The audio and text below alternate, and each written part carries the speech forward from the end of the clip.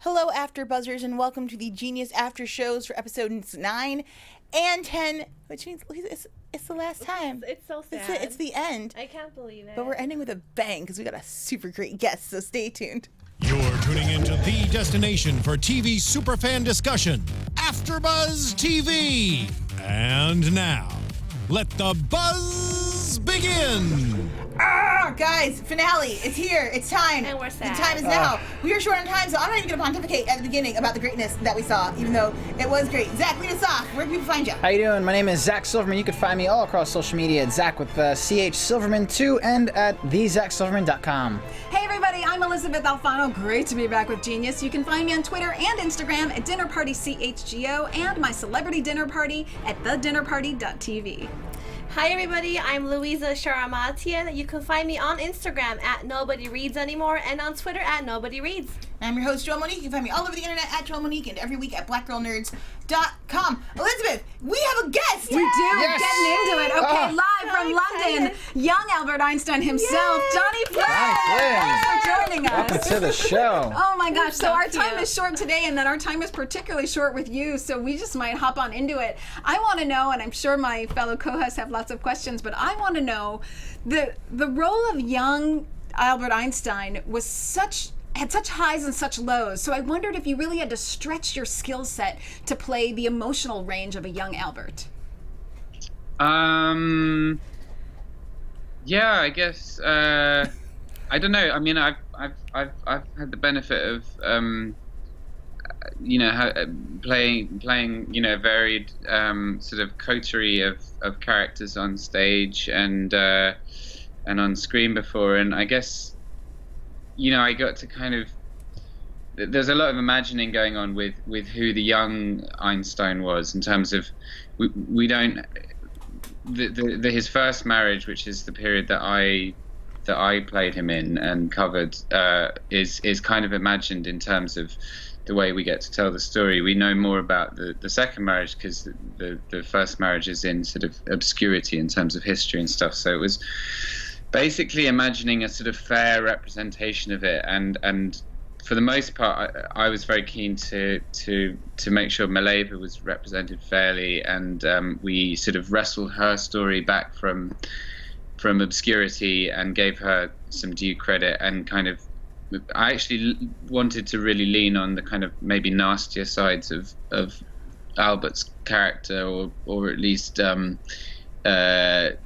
show some of the moments where he behaved badly, just to not kind of just whitewash his story in kind of positive sort of moments. And so that was tough, and I got to go to some pretty dark places, and the best thing was just having a very trusting relationship with Samantha Colley, who played Mileva, and we just got on so well. We were best friends, but we really went there in terms of the preparation for the scenes and the way we talked about it, and we wanted to kind of be fair to these people, but also to not patronize the audience by doing a sort of glossy version of it. We just wanted to be quite dark and visceral, and so it was a stretch definitely, and really exciting at the same time, a huge acting challenge, and just an awesome thing to go into. Yeah, I gotta say there was a few moments where I did not like young Albert Einstein. Yeah. You really went there and, like you said, showed a darker side of who he was, and not just the grandfather as we all kind of know him as. I had a question for you in terms of we had a lot of time jumping from I think the late 1900s to like 1920s, I think was the last time we saw you. How was it filming, jumping from say 1903, and then the next day maybe you had to jump to 1922? How did you keep up track with the times and like where you should be and your character, where Albert should be, and his mental state at those periods? Was it hard? Was it easy? I mean, it was a lot. It was a lot to get my head around, because obviously we would shoot. As is often the case on film and TV, you shoot according to shot list, location rather than so you do everything that's in a certain place rather than everything that's in a certain time. So I don't know, there'd be a day on the Charles Bridge in Prague where we're doing some stuff from 1914, and then earlier in the day we're doing some stuff from 1906 or something, you know. And luckily, I mean, the way that was made kind of easy for me is it meant a lot of time spent in makeup, and they would you know, spend ages kind of putting prosthetic stuff on my face and giving me different colored hair and stuff. So I'd have like an hour between scenes if that was going to be a changeover, where I'd be thinking like, oh, okay, I'm going back to 1905 now, or I'm going back to 1914, and what am I doing with my voice, and like what life experiences have I had by now, and all that kind of stuff. And Davina Lamont, who was the makeup designer, was really she to be on top of that, because she knew what we were all looking like at different eras. And in the case of some characters like Michael Michelhatton, he goes from all the way through the series from like I don't know, 40 to 80 or something. Johnny, I know you had no direct scene with Geoffrey Rush, but was it important to build a relationship with Geoffrey while filming this? Yeah, hugely. We spent as much time together as possible. As soon as we were both cast, Ron Howard kindly kind of put us in touch with each other, and he was very generous, Geoffrey, and Ron, but Geoffrey reached out and he kind of said, let's do this together, let's share our research and kind of make it a process, because we have to kind of seamlessly bleed from one to the other. And he was concerned for that to work out, as was I, but I felt like a real rookie, and he brought up the fact that he'd shared a character with a younger actor in the movie Shine that he did that had meant a lot to me when I was a teenager. It was one of the films that really made me want to be an actor, and he pointed out that, you know, in that case, he doesn't really look like Noah, who shares the character with him in Shine. They don't particularly look like each other, but they work together in a way that meant that you could believe that one became the other. And so we would send each other silly emails back and forth. We developed quite a sweet friendship, and we just shared a cache of information and anecdotes that we read about Einstein, or, you know, poignant moments of research that we found, and or like abstract stuff like, this clip of Harpo Marx or Bob Dylan in a press conference, or something that we thought was Einsteinian, or just the way we spoke to each other. And then on set we would see each other film whenever we could, because even though we weren't in scenes together, we were in Prague together. We were on shooting days together, so we would be in stages next to each other, and sometimes I could go over and watch him do a bit and bear in mind some of the mannerisms that I could see him using or leaning on, and just kind of have that in mind. And he would do the same with me. I'd look up, and Geoffrey would be there behind the monitor watching what I was doing, and it was really it was just a lovely sense of support from him, and collaboration, and just getting to hang out with him meant that we felt like we were kind of making this thing together. That's really beautiful. As you guys are doing your research and kind of exploring and discovering who Einstein is, I'm wondering what facts or tidbits about his life did you learn that you think are going to stick with you past production, past release, I guess? Well, I mean, almost everything that I learned about him during the process of making the show was new to me. I didn't know very much about him as a man. I had this very sort of two-dimensional image of him, as I think most people did making the show. You know, Geoffrey, I know, felt the same way. It was just a kind of a wonderful honor to, you know, to get to learn that stuff, and then to sort of inhabit this guy and imagine some of the things, because it wasn't all there in kind of direct anecdotes. You know, you had to kind of imagine what it was like to be coming up with this stuff in 1905 when he's working as a patent clerk and being a very frustrated young man not employed as a scientist, but he's got these crazy outlandish ideas, and he's having to scribble notes behind the back of his employer when he walks out the room or whatever. Things like that. Just that sense of obstacle that he faced as a young man in a job that wasn't what he thought was his calling, but it kind of meant that he got to pursue his science almost like as a sort of rebellious hobby. Yeah. And then eventually he was obviously recognized. But his idea, that's the thing that struck me and will stay with me, is that his ideas were too crazy for the time in which he was having them, and people were several years behind him in kind of catching up with him and adapting to his way of thinking and the speed of his thoughts. And way into the 40s and 50s and still now, people are kind of questioning his ideas because they were so some of his theories are still being proved. Now, he was a theoretical physicist, which meant that he was doing it with maths and equations and not always able to go out into the field and kind of test some of his theories. And now that technology is catching up with the theories, his stuff is still being proved. So he was just way ahead of his time, and that's what strikes me. And it's like what kind of a person is able to be that sort of strident in their ideas, and how important it is for humanity to nurture these kinds of individuals. We need that now more than ever, because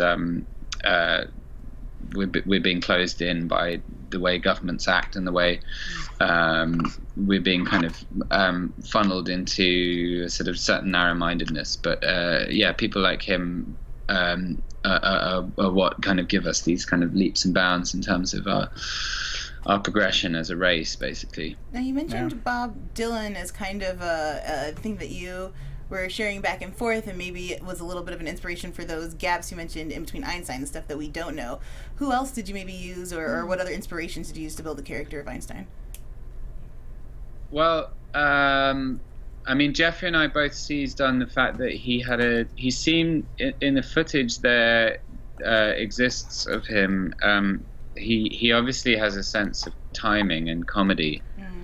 He's very, I think, especially in the marriage with Elsa, she was very good at kind of nurturing his public image, and he relaxed into kind of playing into that role. He allowed her to kind of fluff his hair up and do before he went on camera and stuff like that. I mean, it's just, I don't think it was like it wasn't like a sort of Instagram age kind of thing, but it was like he was aware of his celebrity, and if you see him in press conferences with journalists, there's a kind of knack that he has to disarm people with laughter, and he always looks in those big lineups when he's on stage with world leaders or sort of eminent scientists or whatever. He looks very out of place. He looks like a clown. He looks like a kind of like Charlie Chaplin-esque, Buster Keaton type, kind of like a silent movie comedian. I think that's actually what I see as running through you and Jeffrey. It's that sense of childlike play that I think you almost did, both of you, identically, and it was that little fun thread that for me had you two flow perfectly. Well, that I'm really thrilled that you got that. That's really thank you. But that is something that we talked about that a lot, and Jeffrey went to like clowning school in Paris. He went to the Lecoq school, which is a famous kind of mime kind of clowning school, and I really wanted to go to that place actually when I left drama school. But I studied with some people who had studied there, and so we had a similar sort of interest and reference point in that type of physical comedy and the type of stuff that, I mean, I guess obviously Jeffrey, played Peter Sellers in the film about Peter Sellers, and that era of British comedy is an interest that we both share, and there's something about all those guys that Einstein had in him, and just a kind of comical, quizzical sort of sense of the world, and I mean, it's quite telling that his best friend when he arrived in the States became Charlie Chaplin. Chaplin met him off the boat and quickly became a fast friend, and there's all these pictures of the two of them at movie premieres and stuff, and I mean, and I think that's quite indicative of the type of person he was in a sort of social environment at that era of his life, and that was something that we connected on, and Jeffrey and I both wanted to kind of bring out, because that's the side of him that communicates to people. That's what we see of him in the show, and it's harder to portray the side of him that's working out these ideas than the side that's making people laugh and communicating those ideas in quite sort of playful, abstract ways. And so I think he was a very funny person, and we both clutched onto that because we didn't know what the hell we were talking about. Well, and it's funny, I wonder, without his sense of humor, if he would have been able to deliver his message as well to the public as a whole, if he didn't have that sort of comedic sense of timing. So maybe that's what helped him get his message across.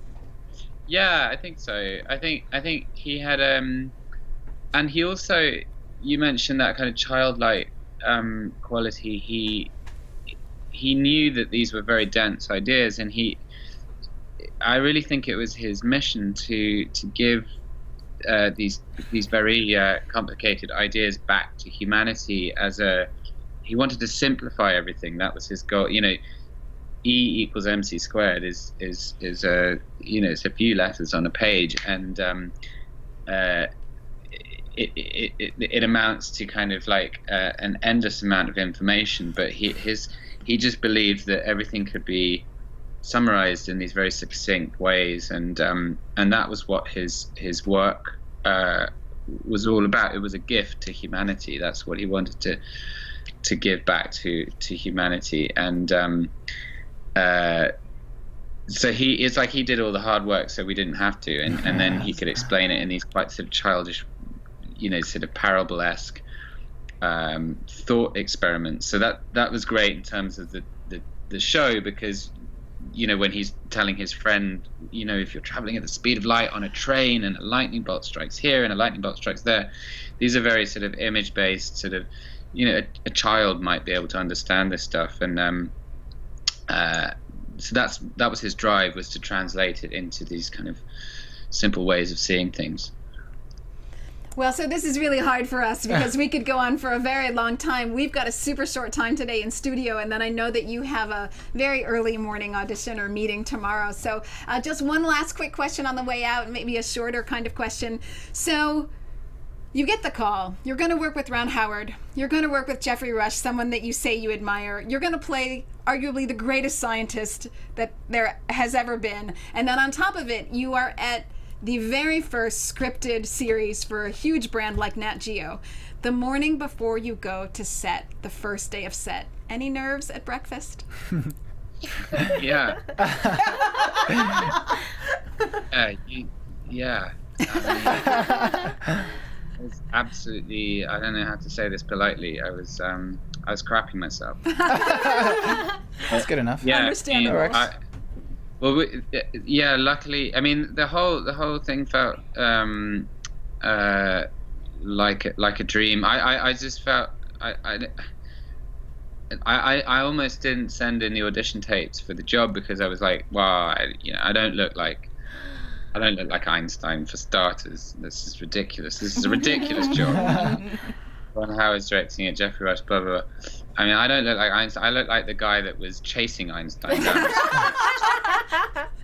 And then, you know, the personality, the people that arose from engaging with the job, you know, these very sweet characters, kind of, you know, Jeffrey and Ron and Ken Biller, the showrunner, and all the execs at Nat Geo. They on paper they're very intimidating, you know, highly qualified, you know, people with tons of stuff under their belt and everything, but just they were all really good people. They're all lovely people, and they were just very welcoming. And I think Ron knew that it would be quite intimidating for me, and we started with a day of doing like one very small scene, even though the schedule would eventually become incredibly intense for me, and I was doing like 6 or 7 pages a day and having to memorize, you know, huge chunks of dialogue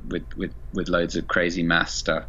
The first day was just playing the violin in a church. It was the scene from towards the end of episode 1 where he's fallen in love with Marie, who's the daughter of a household where he goes to stay, and so there was no speaking. It was just standing in a church playing the violin, and I play the violin, and I think it was almost like he'd picked that because it would build my confidence and just allow me to kind of stand there as the character, and there was no pressure to do very much. It was just like a nice way of getting into it.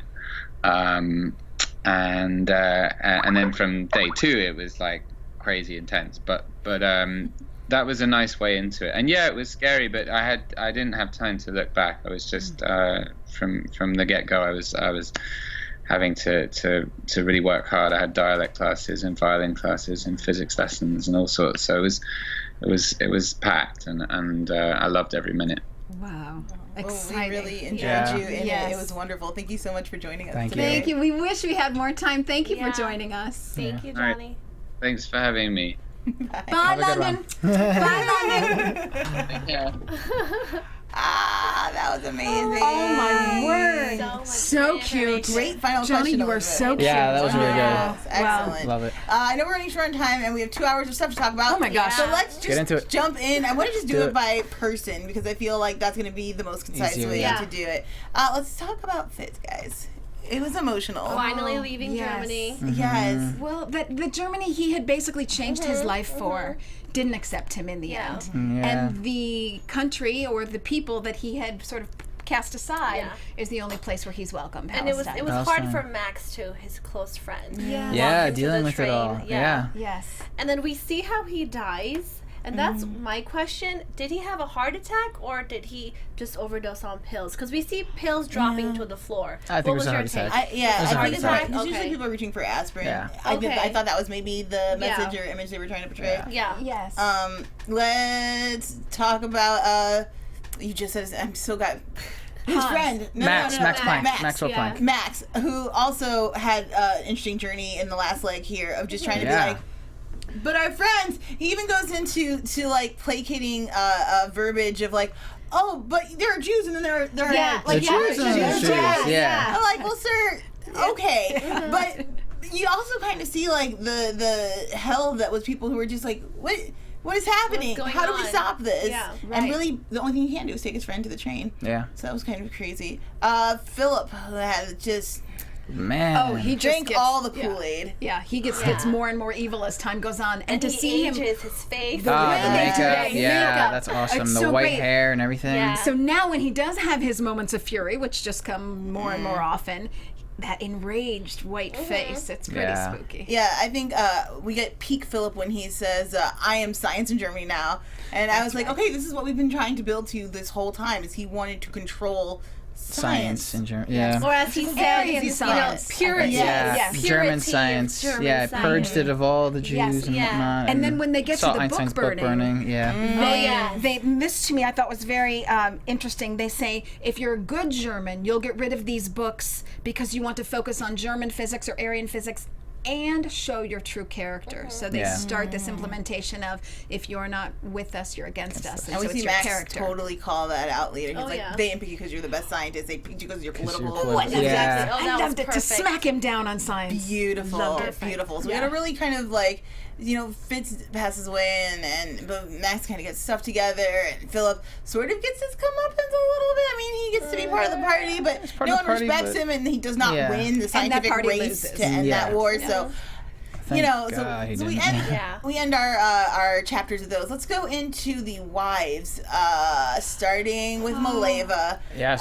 Mileva passes. We don't really get a goodbye with Mileva. We kind of get a scene with Hans. We get some remembrance with Mileva though when she's talking to her son about what was it? your dad a chance. False or something, Yes. or and physics Wants is to what you have in pursue. common. So, Yeah. so Hans was hesitating, telling him that he'd been accepted to the University of Berkeley to go For teach there. engineering. What we really end up Oh. seeing is sort of, in my opinion, a coming full circle with Einstein my himself God, and yeah. how he sees Mileva. So when he is talking to Hans, and this just broke my heart, he slams Mileva. He says, well, your mother just didn't pursue her dreams. And that wasn't true. I mean, at least how we've seen it in this series. He Right. says, well, your mother sort of gave up on physics and she didn't try her hardest, and I don't want to This see is you one of do those that. moments where I know we've I definitely was disagreed so on the pissed, panel. yeah. I actually agree with Einstein here. Oh, Like, you do? I do, because while Mileva was burdened with the children, because Einstein would not help her with that, and so a lot of the reason why she quit, Einstein should hold some of the responsibility. But I also have seen plenty of mothers go on to not just raise children, but also pursue careers. But in that day? Yeah, in that Even day. in that day, I mean, like, because she they did had not to go to continue school. to study science. Yeah. Like, it's not so much that maybe she would have not made it very far, but she just stopped pursuing science. But it's because, in my opinion, it's because Einstein wasn't there to hold her hand, and she sort of needed that. Like Marie Curie, her husband paved the way for her. Sure.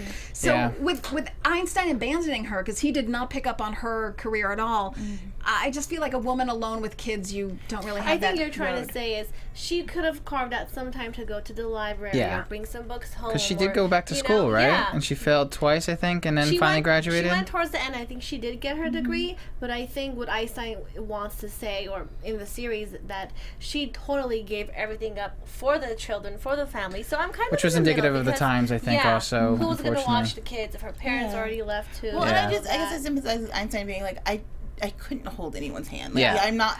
He was not a capable not enough that Tim. human Yeah. to do the things that would to help Mileva get to where she needed to be, and she didn't make the choices to do it herself.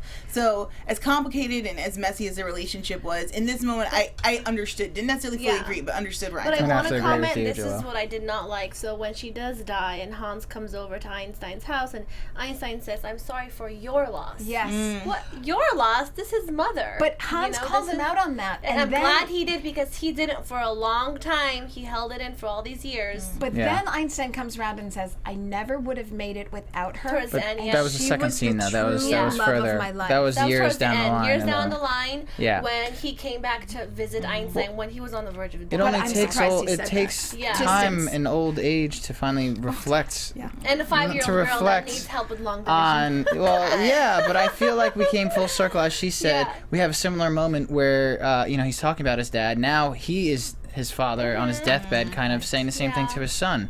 I And did like there's. that I thought it was. balance within Yeah, the it was, yeah. it was series. amazing. It was beautiful to see Einstein come around and be like, I didn't realize until later that my dad was just scared for me and he wanted me to have a career in the same way that I think engineering had a future for you. I love that we get to see him finally embrace his Admitting, role yeah. as a father Yeah. and step up to some of his faults. But I say too little, too late. Oh, and yeah. then giving Too little, too Mileva like credit department. You As well, wrote right. a lot of letters. We see you petitioning for a lot of things. And I'm sorry because I don't know her name. The housekeeper. So I actually wanted to Helena? talk Was about her name? her. Helena? Her name was Helen Dukas, Helen. and she was Einstein's secretary Thank you. for 28 years. Mm. So she ended up being a family figure to him after Yeah. Elsa died and Well, all yeah, that. she Elsa signed. sees her She as such. And yeah. again, she became the signatory for oh her. yeah, For him. and after when he died, he left her all of his possessions and some did. money and all of that. And she actually wrote 2 books about him, which I'll Excellent. mention towards the end. He didn't leave She anything does to say, the yeah, kids? I kept She- everything. She Yeah. says Yes, that. yeah, I so love that that. makes Everything. sense. And she said, Helen, you are a blessing. But we see this woman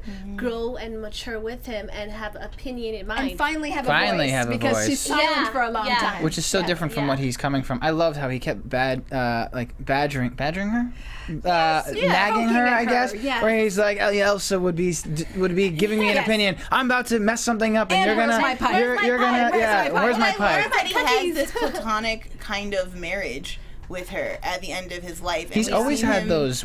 He's had all those types of relationships. Because even with Elsa, we didn't even really see too much. We saw maybe 1 or 2 love scenes, and then Early early on, and then outside that, it was But I always think this. they had like a romantic love. You They know what I did, mean? Like, yes. Where he had this kind What of was he fiery reading? Theoretical passion love. with Maleva, and he has this kind of like heart-to-heart, like human romance Yeah. relationship. Yeah. What was he with reading? The Elsa. book Respect, Tussaud, mutual was So it? he was reading Tolstoy. Tolstoy, And yeah. two Tolstoy. quotes that I just have to say Ah, right me now. too. what is that book? First off, I would love I know to know you're that gonna say book. that. Tolstoy, he was reading one of his quotes from War and Peace, and Yes. this is Okay. what connected with me, Yes, which I thought okay. was beautiful.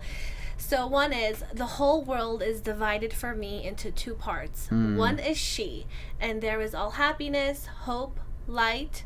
The other is where she is not, and there is rejection and darkness. How beautiful is that? Because to me, he was describing his life when Elsa was slowly dying. Yeah. Now there will be darkness and all of that. So what was the other quote? So my quote for me is, love is life. Yes. Everything is love. I understand only because I love. Yes. Everything is love. Everything exists only because I love. And that's so true and indicative And then she of who passes. his character is throughout the entire time. Because we even have this moment where we have, we could skip forward to, I don't think you have her name, the Russian, Go for it, yeah. the Russian Margarita? Margarita. who It's the spy it was a wife spy thing, yeah. wife thing, yeah, he and knows it secretly. I guess back in his- several years, yeah, he did know. I think he okay. he We'll commented talk to about it. that. Hold on, I don't but think yeah. he knew. But he goes, a few years have passed after Elsa has died, and she's like, come to bed with me, I think was the quote or something. Yeah. And he's like, want I you to can't, take I me to can't. And she's like, well, you have not slept with other people? And he's like, I have, but we had an understanding. And I thought for a moment we were going to have this like, finally, this realization of him being like, all those times, all those things was bad. I never felt guilt. He said, I never felt guilty until now. I feel like I'm betraying her. So, like, I thought he was going to be a man and be like, I'm going to hold true to the honor of my deceased wife. But then, later on we see him in bed with her I again. have a few But opinions on Margarita. I think she started off as a spy and needed information, but fell in love with Einstein. So towards the end, her combat folks said, you have to come back home because you're not giving us any material. So she broke up with him, I want to say, in a nice way. But that's what I think. So I don't know if you think that Einstein actually... So I have a bunch of thoughts on this. I think that her initial intent when she seduces him in the art studio, With the she's- Tarashkis. yes, she's definitely there to get information.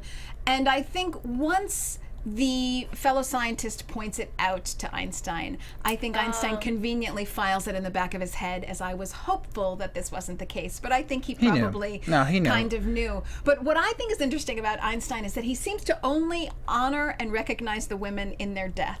So all yeah. this time he's with Elsa, he doesn't have any guilt about it. Now that But now she he passes, does, he yeah. feels a little bit late there, baby. Well, we've always said yeah. that Einstein can only focus on what's directly in front of his face. And when Yes. Elsa is pleading with him, don't Yes. go, Read stay, to me. read this Oh, book yeah. to me. Still go. And he It's just goes for a off. minute. And he's like, I have to do my work. Now, because this show's done a really good job of building a character of Einstein, we understand that the image they're projecting to us is Einstein can't handle this moment emotionally. Yeah. Right. He doesn't want to confront those things yet, so he goes and buries himself in his work. That's what he does. But when he sees Elsa is ill, like, there's just a full 180 shift of, like, stop everything. I'd rather My read to baby you. is sick. I'd rather Okay, read so to you, I think he said. That was loved this. amazing. Yeah. And just as we were talking to Johnny, for me, this was a seamless string of how the two carried this childlike humor.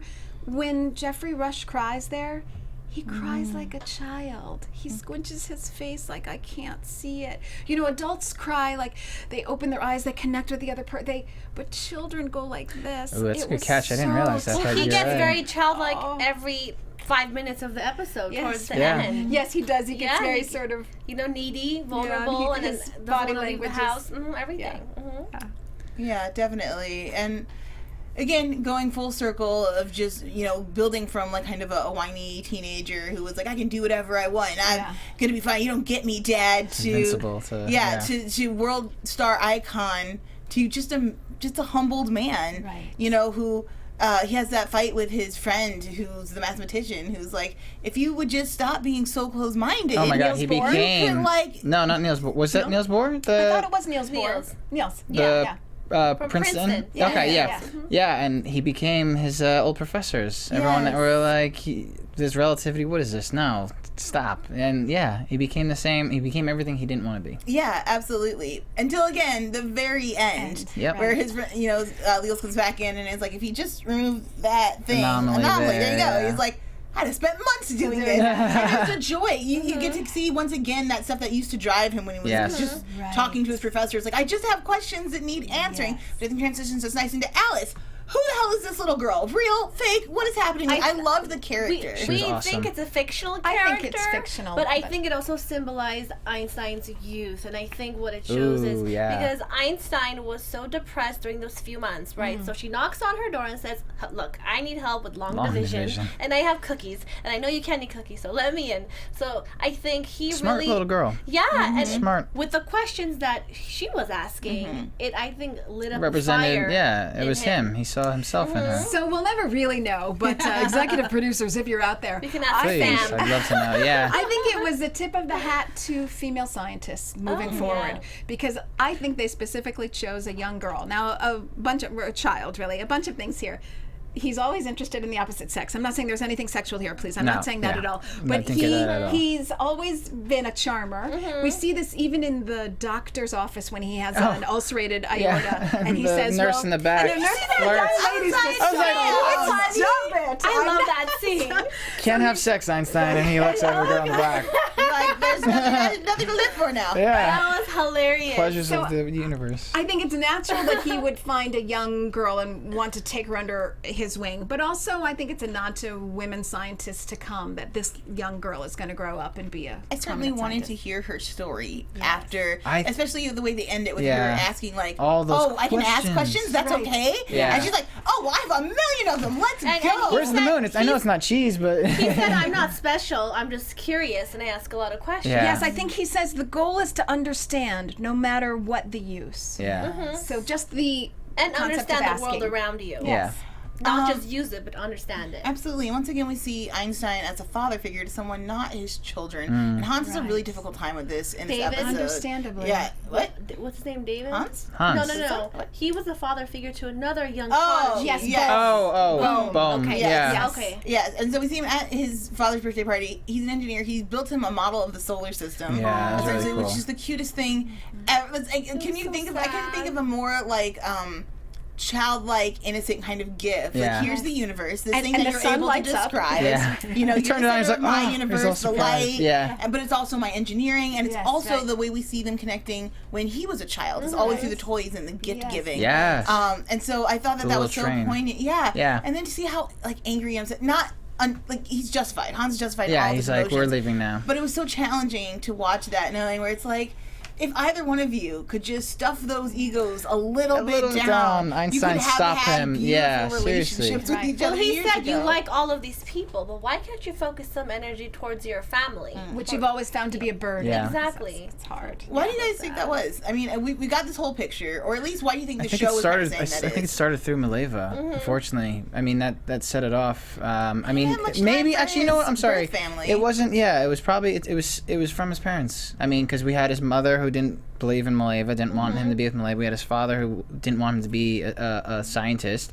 I So he feel was it started. socialized that way. Yeah. Probably. Okay. I do you just think? think it's a much bigger job to be a father. It's one thing to take on a student, come in my office, get out of my office. It's a much bigger job to be 24/7. That's what kids Yeah. are, and he just wasn't up to that. I think it's a bit of a mean, he never had combination a father of both figure. things.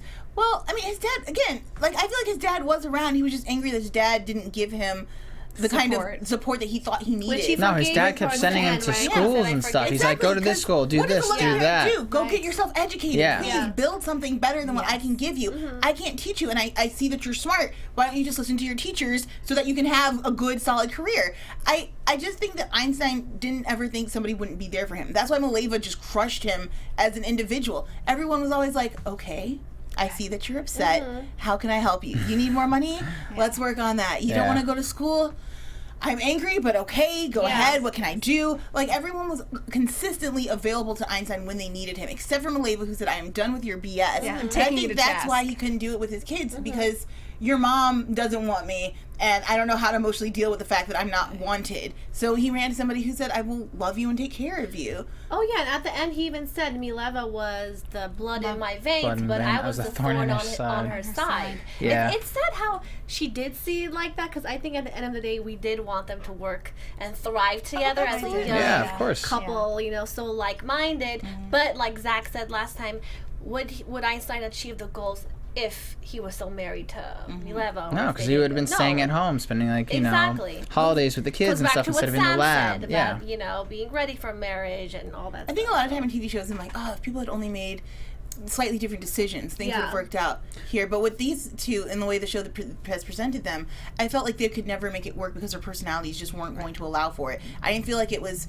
Like, occasionally, yes, there was selfishness. Occasionally, yes, there was, you know, pettiness, and they did let small things get in the way. But their bigger issues, I think, were so concrete to the foundation of who they were that they were never going to make it together. No, and that was so. It was great television. It was an awesome. It was an awesome little nod to it, though. At the end, I guess, kind of when he's walking with his friend Neil, the Princeton professor, Neil. Yes. He's like, oh, I guess, you know, the last thing before you die will be time travel. Is that what you figure out? And he goes, I wish I could go back in time. There's things that I would change and things that I would revisit. And, I mean, we all have those thoughts. But if you do, you wouldn't be where you are today, you know? Well, so that's interesting. Agree. I so agree with you. At the very end, he says the goal is to understand life, no matter what the use. Do you see that as him reconciling the fact that he made a contribution to science that in the end was used as an atomic weapon? Reconciling that? Yeah, or do you think he was so hurt with that magazine? Yeah, Time magazine. Yes, I think so. Yeah. Yes, and then he created the emergency committee of atomic scientists. I feel like I hope, but I couldn't be sure. My overall takeaway of the end was like, yes, the atomic bomb was created, but we also got a unified world to say, look, things are crazy out here, and we have to work together to make sure that we don't kill each other. Yeah, because later on we had the UN formed. Yeah. Right? I mean, he was so ahead of his time, and even Johnny mentioned all the different things, and it just occurs to me how. I mean, his theories are being applied now, and just we had moments where he talked about Palestine and how what happened with them in the future. He was just so ahead of his time. Always, it was astonishing. And we saw him take a political stand in this episode. Yeah, really taking over on Citizen. Yes, and an NBC special. Yeah. Like he was on, his own primetime, which is like the original reading. Like, it was great. Like, he was like, "Let me tell you all about yourselves. Gather your things because this is not cool." I want to go around and do really quickly. First of all, favorite moments from this season. Oh gosh. And then I'll say favorite moment, as best you can get, and then what you're hoping to see for next season. Okay. Because we know now who our next genius is. Ooh, we do. We're moving into the art world, away from science, which is interesting. Yes. But as you mentioned before the show, same area, same time period. Right. I think we'll get any crossovers. Another white guy. Some, people coming back to the show just to, I was wondering that too. If Nat Geo I would feel hire like some there of the had same. been some cross paths. Like an ensemble using the same character. Maybe Same sometimes character, Netflix yeah. does that. Sometimes you see, that would be great. they were in House Jessica of Cards and Jones now and they're then, in. like Jessica Jones into Daredevil. To see and all a that. genius world building, or where they build a universe out, where you see crossover. Yes. I'm endlessly fascinated I would by that love thought. to see that Nat Geo, guys. Totally. Ron Howard, I'm please. curious about seeing that, but I also it's in the right time period right now. In though. different time, like It's in the right time period. That's the only right now. Yeah. Absolutely. Outside that, I don't think it would work. Depending on where they want to go. But it seems that they have the equation that they want. I'm talking about Nat Geo they now. do, So it's got to be the right time Yeah. period. So it's not. I was hoping for Leonardo da Vinci, but maybe that's going to be way too far for millennials to stretch. connect to, Because you still see, examples of Albert Einstein or Picasso in modern day advertising. So I think they wanted someone who was dead but current enough that you still know the name. I also think recorded accurate history Right. that we Yes. can check and Not know for obscure. sure. Yes. It's Nat Geo. They don't want to. I don't think they don't want to go too far into the fictionalized. Yeah. But yet they want the tumultuous life. Yes. So Picasso, you've got women, you've got travel, you've got the United States. He comes to the United States much like Einstein did later in life, and you've got lots of alcohol and food. You've got there. eccentric life thoughts Absolutely too. So right. there's definitely a lot. Yeah. I mean, shout out to Nat Geo with all their great shows. Absolutely. The Year Million looks great. Oh, I the want to whole check roster that out. of what they have Earth is Life great. with Jane Lynch Lynch coming out. Yes. Oh, I'm so Absolutely. excited. July 9th. Oh, Yeah. I'm so excited. That's for And that. then Yes. The Long Road Home features Michael Kelly from House of Cards. So I'm Right. just Oh, excited. yes, I saw that too. Yay, Nat Geo. Yeah. So guys, I'll kick it off with my favorite Yeah, moment. please, There were go a for lot it. of really There's great tons. I don't moments. have one, so sorry. I can't say one. My favorite one is when he and Maleva kiss in the library. Because it is Such the a great moment most with the sound and the teenage, music. sweet, a little bit cheesy, but also very authentic kind of first love. I love intellectual love relationships, I was gonna say that and I too. feel like a lot of times those are shown secondary, and this was the first thing that he fell in love with her. And I was like, yes, please, more of these things. And it was just shot so romantically. It was. I love libraries. It's Yeah. just and like through the window, I was like, oh, well, this is just great.